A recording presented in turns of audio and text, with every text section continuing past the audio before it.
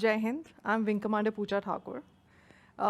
Let's start with my journey in the Air Force Academy, and it was in 2001, on 10th of July 2001, that I entered the Air Force Academy. The Air Force Academy, which is at Dundigal. It's a place near Hyderabad. And when I entered the academy, I was an army brat, so I've spent 20 years, you can say, along with the uniform, been growing up with the people in uniform. So I thought I had a complete edge over my other counterparts, and I would fare up pretty well in the academy. But I guess ground reality is something really different, So while I would have seen my father prepare the uniform every day immaculately, I think I only knew how to wear the uniform. But I didn't even know how to prepare that uniform. Do you know the kind of effort that goes into preparing a uniform, from wearing a single badge, on how high from the pocket it has to be, how much has to be on the left, how much is on the right?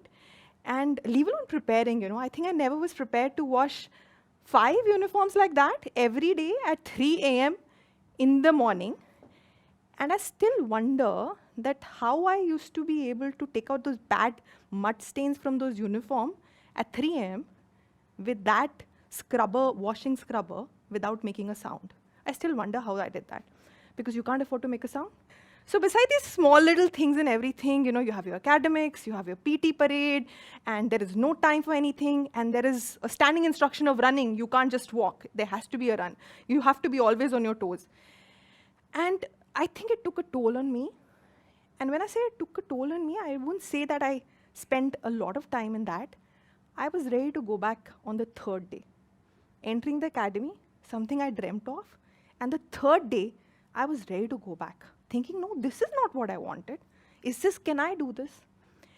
And I still remember that, like a taunt from my senior, who got a whiff of it, and he said, oh, ready to give up your dream? And then I suddenly realized, what? Ready to give up my dream? How much have I tried? 2 days? 1 year of academy and a life. I'm ready to give up in 2 days? Have I tried enough? Have I pushed myself? Have I really, really got into it? And I'm ready to give up. So I think, life always throws you challenges you're not going to be prepared for. You might think you might be prepared for. There might be so many, you might have perceptions about your capability. You might have perceptions about a certain job, about certain work, or about a certain field. But you never really prepared for it. And when you choose, and once you get into it, if you're sitting in your house and there's something nagging you that I need to try this, just listening, or just like reading about it, or just knowing about it from friends, or seeing other people do it, is not something that you can make your choices on. You need to really get into that, and you need to put in your best before you can take an informed decision on whether how this is made for you. Not you are made for this, but whether this is actually your dream. So life is all about informed choices, which you have to take. Let's talk about, the second day, and we have a ladies' flank separately. So after the fall-ins and everything is finished, so we're having a fall-in on the ladies' flank. So we 17 of us, and we made to sit on one corridor in one line, just a feet gap from each other. And our senior appointees come with, I think, about 5 more lady officers.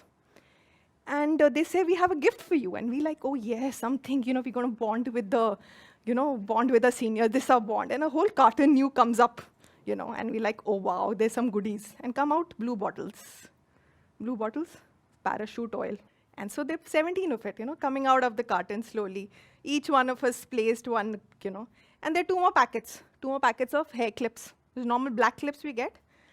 And we like wondering, looking at each other that, oh my God, what is this? So we told, okay, now open the bottle and pour and oil your hair. How do you oil your hair? You take some little on your oil, hand, 5 drops maximum or something. And we told, no, keep pouring till we tell you to stop. So we're pouring till the time it's literally dripping.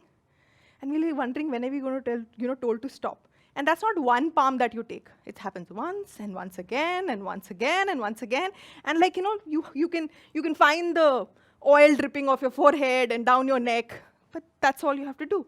And that happens the 2nd day, that happens the 3rd day, 4th day, 5 days, till we know this is how we have to be.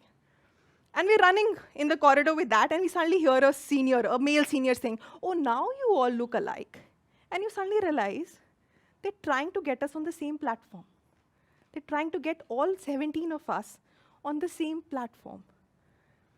So this like this, if I say, in the evening after the dinner, we used to have these sessions with our seniors, and we would be rolling. I mean, sprinting is like a normal thing.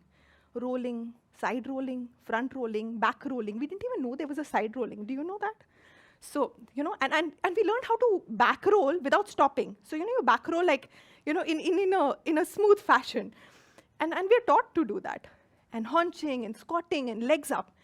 And then in the middle of all this, we're all crying, some of them and everything. We've all broken down, but you can't stop. And in the middle, most of the time, so many times I still remember, we're told to get up. So we're in the cycle stand and go to the gate and touch the gate and come. And what are we told? Go hang your ego on the gate and come. Run, get up, hang your ego on the gate and come. They're trying to, break us down. To, all our pre-notions in life, or what we thought we were, what we thought, we were in outside life. Leave that aside. Drop that. Now you have chosen a career and a life. Get into that. First, get equal. Be a team first.